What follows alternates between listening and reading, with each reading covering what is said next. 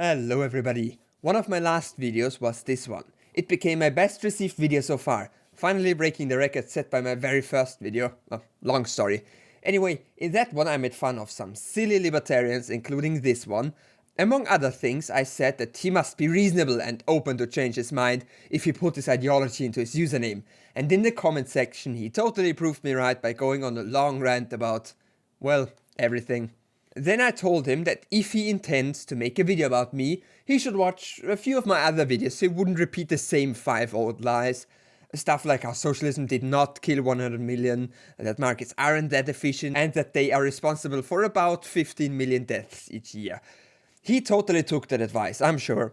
And he then made a 30-minute response video. So that's what we're doing today, we're looking at his response to my video. His video is quite long, and if I made a full response it would take about 5 hours, since videos take about 10 times their own runtime to be debunked.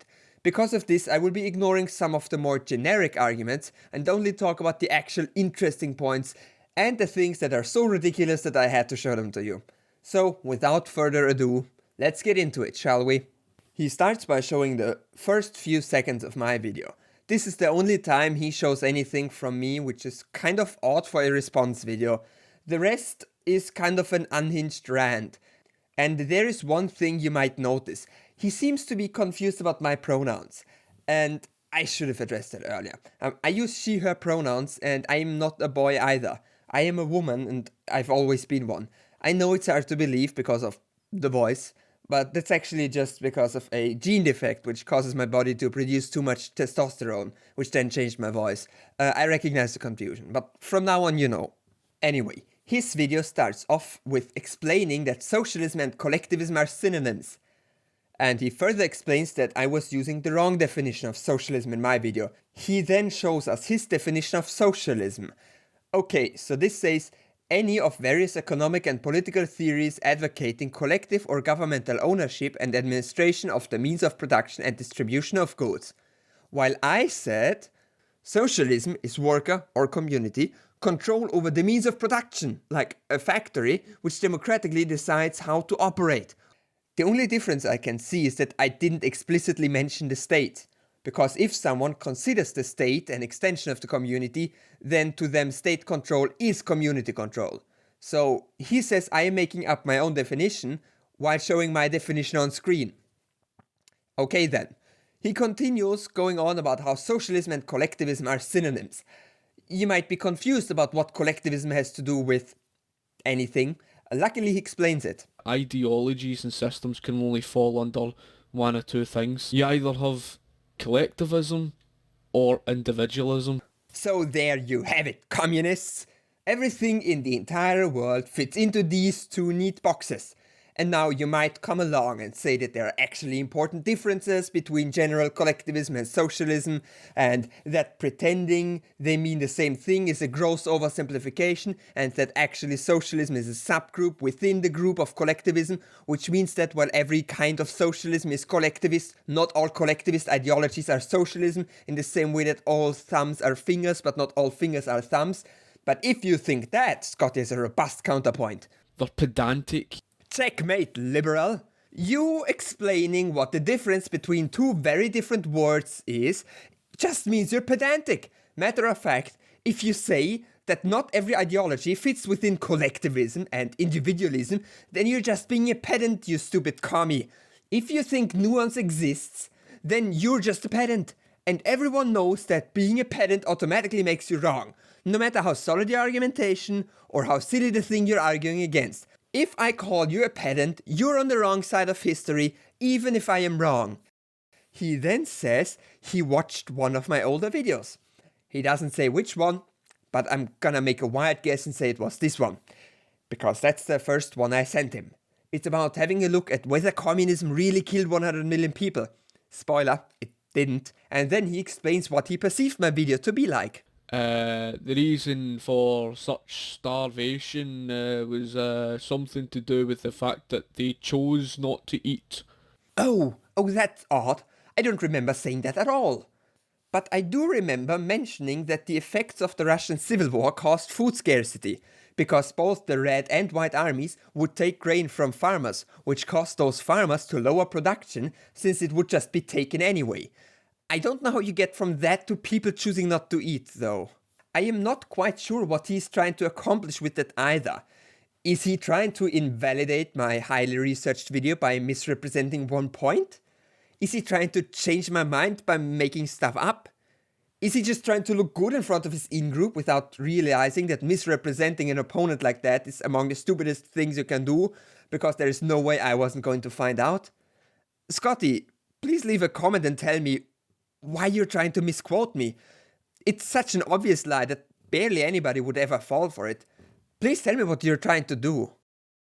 He then smoothly transitions to the next point, which is, every time there's a failure within the economy, for example, the Soviet Union, they would turn around and try and find a scapegoat, and all in the name of protecting the name of socialism, they'll turn around and blame somebody else for it. that is in the context of him claiming that those silly socialists just won't admit that socialism is at fault for insert negative thing, and keep on talking about what is responsible without just settling on the idea that socialism is at fault. And this is quite a common point, so I'll take it more seriously. If you've already decided that socialism is bad because, let's say, it killed 100 million, then it must seem strange to see people like me have a closer look.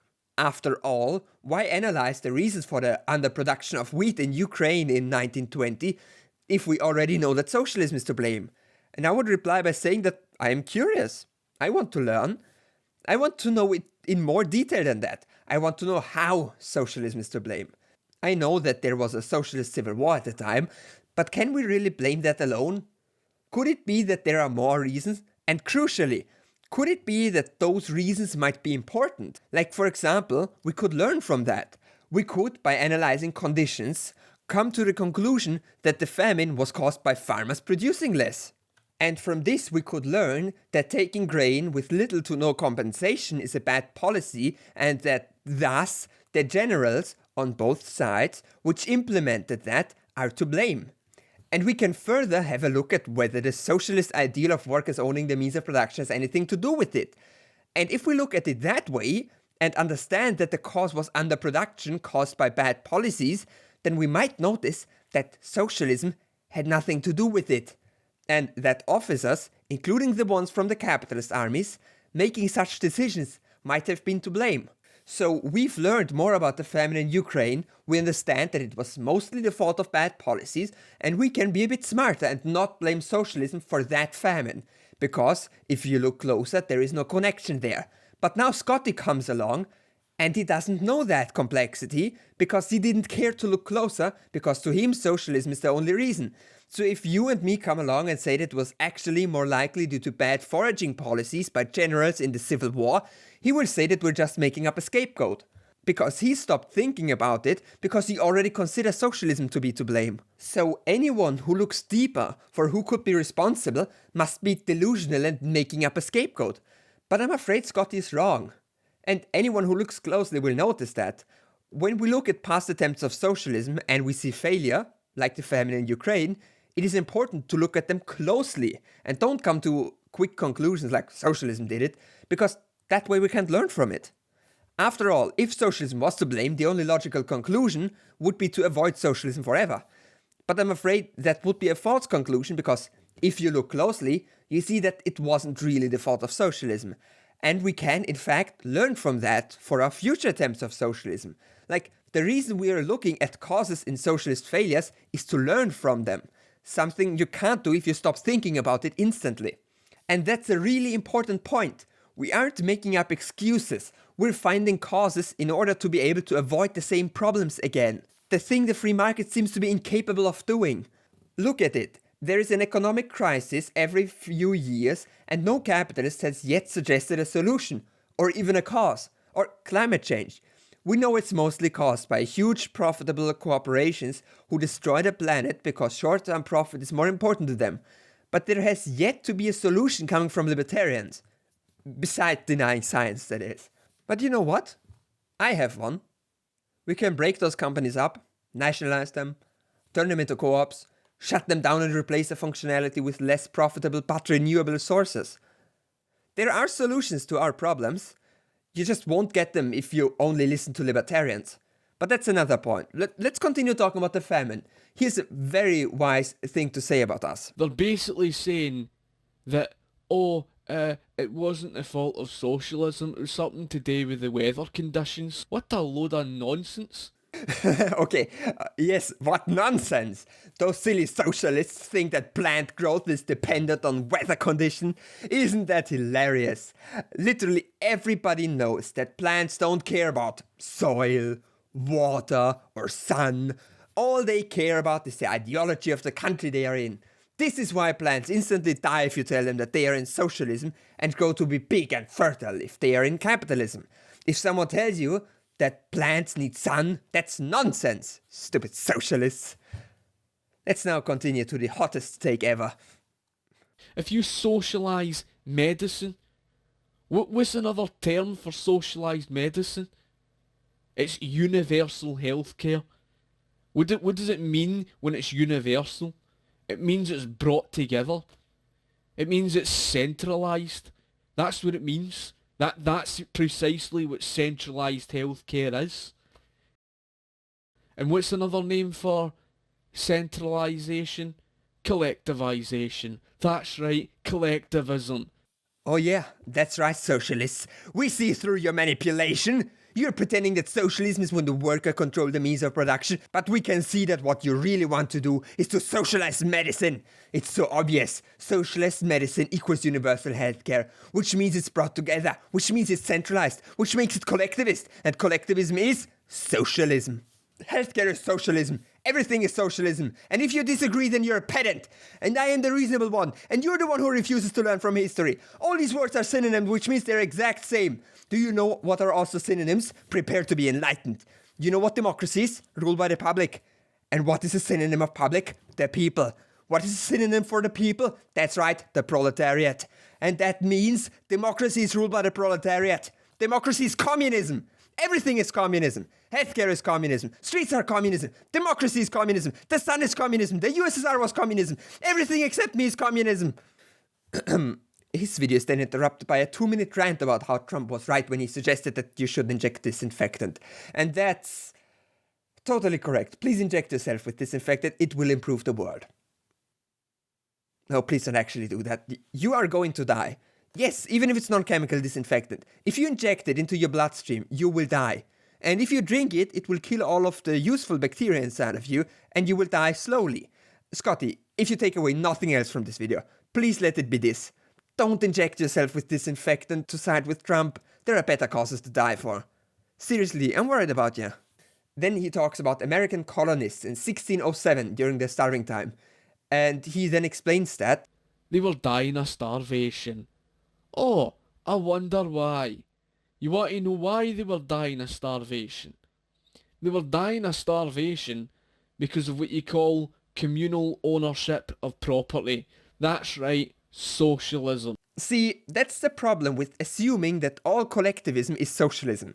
You're going to make a really dumb point like that. There are so many ways to argue against this. I don't know where to begin. How about that they didn't have communal ownership? Or how about that socialism wasn't even a thing for another 200 years? Or let's try this one. Even if they were diehard socialists and even if they only had communal property, the reason they starved was separate from that. You see, the reason they starved was because they didn't grow any food. Yeah, that's right. They didn't grow any food. They had just arrived a few years earlier and didn't know how to. They were completely dependent on supply missions from England. They hunted as well, but there quickly was no small game left, so they relied on food shipments. And I don't know how to tell you, but a bunch of dumb fuck colonizers starving because they don't want to grow food doesn't seem like it's the fault of socialism. I'm sorry, but it seems like you're just saying unrelated stuff for no reason. Please keep in mind that this is supposed to be a response, and he's supposed to talk about my video, and so far he has shown like 7 seconds of my video, and then started going on an incoherent rant. I'm sorry, mate, but if you want me to become a libertarian, talking about colonizers isn't going to work. You'll need to address the things I care about, and not tell me false anecdotes about farming incapable colonists. And then he elaborates on that point. In other words, the reason why they were dying of starvation was because they never had the freedom to work for the fruits of their own labour. So, mate, let's ignore the idea that private property would have helped them. It wouldn't, because they didn't grow any food, because they relied on supply missions. But listen to that. Work for the fruits of their own labor. That's what I want. I want people to receive the full value of their work and to keep their surplus value. So why are we disagreeing, Scotty? I think it's because you misunderstand how free market capitalism works. Look, this is a worker. He has a flat and does programming. He's a freelancer. He owns his flat and his computer, so he owns the means of production, and he can do with those whatever he wants to. We can agree on that, right, Scotty? This person is free to work whatever they want to work. And if an evil government came along and said, your means of production now belong to us, then our worker would be less free. So I've got good news, Scotty. I don't want the government to come along and tell people how to work. I want people to own their workplace. And as a matter of fact, 90% of the socialists I know want that as well. The problem is that most workplaces don't look like that. Usually you have a boss who owns the PCs everyone works on and who owns the workplace, the industry connections and so on. And the trouble is, Scotty, if you're an employee, you're not free. You need to listen to a boss, do as they tell you, work overtime when they demand it, hope they don't screw up the business and fire you to save money, and worst of all, they're taking your surplus value. That's what the labor theory of value proves. I've got a video on that one coming up soon, so make sure to subscribe. But you see, a traditional workplace with one boss and many employees may be free for the boss. The boss can do whatever they want to, but the employees can't. So what I want to do is introduce a little democracy in here. That way more people can ever say, yes, the boss would be less free, but the employees would be more free, and the needs of the many outweigh the needs of the few, you know? So I would replace that boss with an elected representative, or go full anarchy and screw authority and decide everything via direct democracy. That's what I want to do. And that's why you're so unconvincing, Scotty. You are arguing against state socialism, and for people to work for the fruits of their own labor. And I'd agree. But I still support socialism, because this workplace democracy, which I want, is what socialism is. At least it's one version of socialism among many. And your lack of understanding of what I'm asking for is the reason why you aren't able to convince me. And I would even turn that argument around. I demand that people have liberty in their workplace. No more unelected bosses. And they have a right to the fruits of their own labor. And to achieve that, we need socialism. Because by design, capitalism doesn't pay people what their labor is worth. And it doesn't give them freedom either.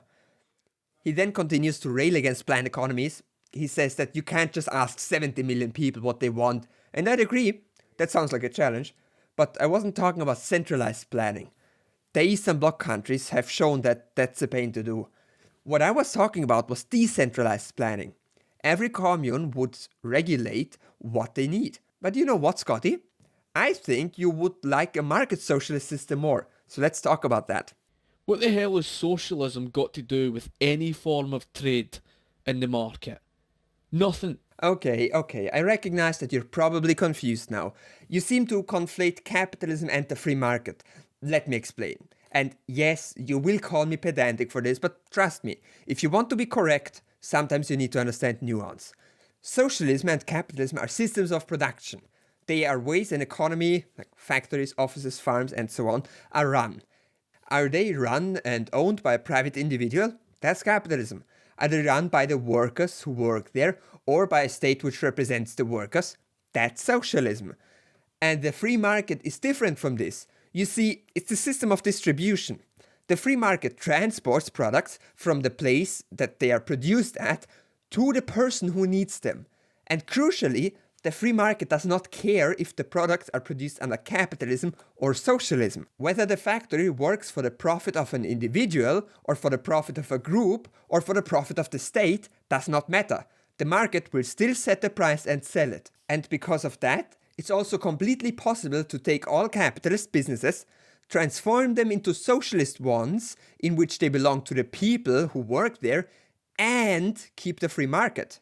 Note that the state does not change anything in that case. The factories are now just owned by a group of people rather than by one person. The market keeps going. They keep paying tax, no need to print money. And that's market socialism. I know this might be hard to understand if you only distinguish between collectivism and individualism, but market socialism is possible. And by the way, you seem to be confused by libertarian socialism. Libertarian socialist? Never heard such an oxymoron in all my life.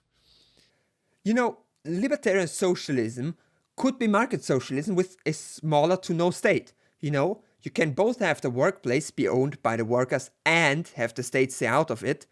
I know this is probably a bit much for you, but I trust that you're a reasonable person and will honestly think about what I'm saying and totally won't leave a comment so long and wrong that I won't even finish reading it. I know you can understand this. Later he mentions how I say that the free market is inefficient. And he's saying,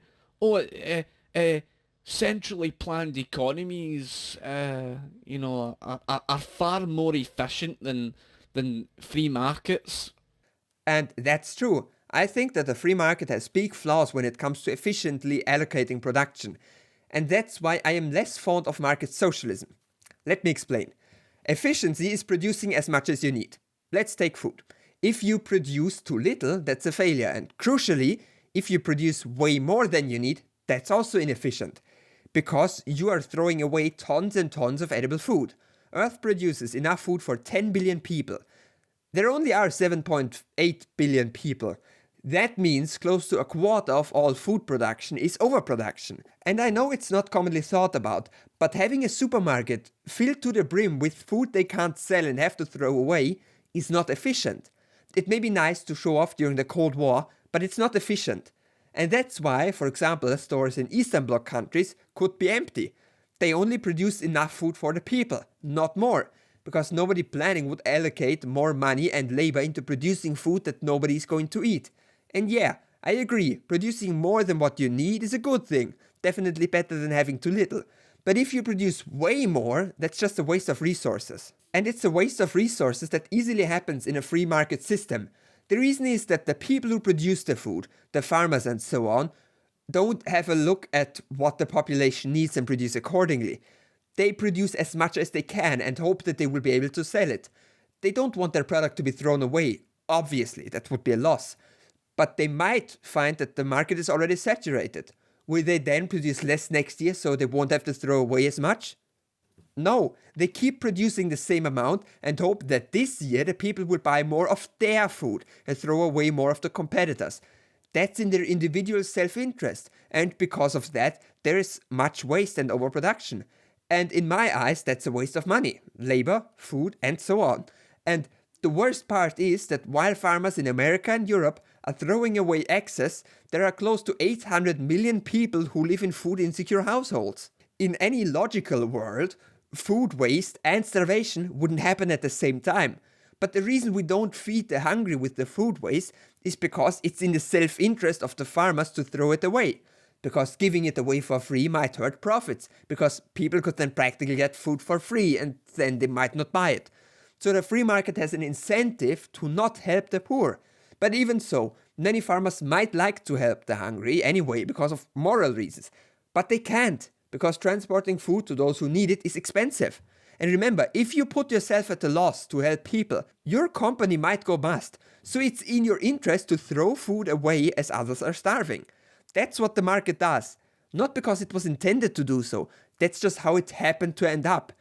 It's one of those unforeseen consequences of having an economy based on individual greed. And that's why I think that a decentrally planned economy could be a working alternative. But are there real-world examples of this, I hear you ask? I think I have a clip about that. Where's the real-world examples of central planning ever working, right? It's all theoretical nonsense. They come out with all this theoretical pish, but they've not got any real-world examples to give you. So again, he's talking about central planning, while I'm talking about decentral planning, but his point stands. Where is the example of decentral planning working out? And I'll have to admit, it's true. When suggesting a new, better system, there might not be an example of that yet. But think about what that means. We need an example of it working before we can do it. Can you imagine if we always used that logic? Oh, you say you want to abolish feudalism and replace it with free market capitalism? Oh, silly peasant, where is the example of free trade ever working? What? You wish to use round wheel to make things easy to transport? No example of this working yet. Cannot try. What? You wish to create little symbols to convey meaning in written form? The forefathers didn't do that. There is no example of this working. Can you see my point, Scotty? When someone suggests a new change, you can't say that we can't try it because it hasn't been tried. That's circular logic. We cannot try it because it has not been tried yet. Sorry, mate, not convinced. We're almost done, but I want to show you two of the funniest parts of this video now. And the magical part is, in one of his other videos, he goes on about, how, capitalism is what killed 300 million people. Like I say, imperialism, colonialism, fascism, Nazism, they're all collectivist. Remember, when he says collectivist, he means socialism. So imperialism, colonialism, fascism, and Nazism are all socialism, apparently. I would explain why that's wrong, but talking about what words mean is pedantic, apparently, and being a pedant means that you're wrong, apparently. So instead of telling you what these words mean, I'll double down. Yes, Scotty, all of those are socialist. But you know what? Capitalism is also collectivism. And so is democracy. And so are humans. And trees as well. And rocks. Rocks are the most collectivist thing yet. I will not provide a source, but if you correct me, you're a pedant. Also, Scotty, I don't know how to tell you this, but you clearly didn't watch my video. You know that 300 million number is not a total. That's how many died since the year 2000. And this is kind of awkward. I didn't count imperialism, colonialism, fascism, or Nazism. I only counted people who died because the free market neglected them. And if you had watched the first minute of my video, you would know that. I spent so many hours doing research, writing scripts, making sure my results are fair, and then this guy comes along, ignores all of that, and assumes what I'm going to say, and argue against this assumption. That's a textbook strawman argument, Scotty. You don't convince me, and I'd be astonished if you managed to convince anyone with that. The only reason people are watching you is because they already agree with you, and don't care how incorrect you are. That's the only way I can see people watching your content without anyone noticing that you're just making stuff up. Let's now watch the scene in your video that made me laugh the most, even after watching it 5 times. He's gone on about that in his other video, socialism is not responsible for the deaths and it's just these dictators and all the rest of it. This is more or less what he's trying to say, right? He's basically just saying that, socialism's not the cause of the deaths. Really? The economics of socialism isn't responsible for it? So why did the pilgrims before the Industrial Revolution die as a result of the communal ownership of property? Yes, socialists. If the famine wasn't the fault of socialism, what about the pilgrims? This has to be perhaps the greatest whataboutism I've ever encountered. Taking an opposition position and then asking what about insert unrelated misinformation. I'm gonna try it as well. Watch this. Dear libertarians, if socialism is always authoritarian, how come the Soviets landed on the moon first? Ooh, that was fun. Let's try again. Dear libertarians, if 9/11 was bad, why does the blue whale's tongue weigh less than my brain? We should meme this.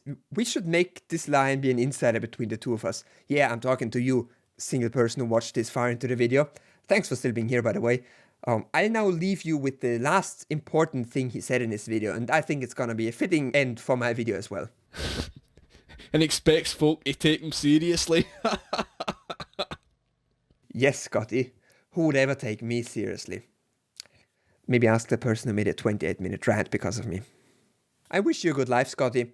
I'm not gonna make any more reply videos to you. I don't think that's gonna be of any use. Make sure to leave a rant in the comment section and I'll leave it a heart so you know I've read it. Thanks for watching. See ya. Did you notice that my videos have no ads? That's because my Patreons give me money anyway, so I don't need to shove advertisements for PragerU into their face. Please consider becoming one of those amazing people who give me money. And I'd like to especially thank Aaron J. Patton and GeneralKiss77 for their generous donations.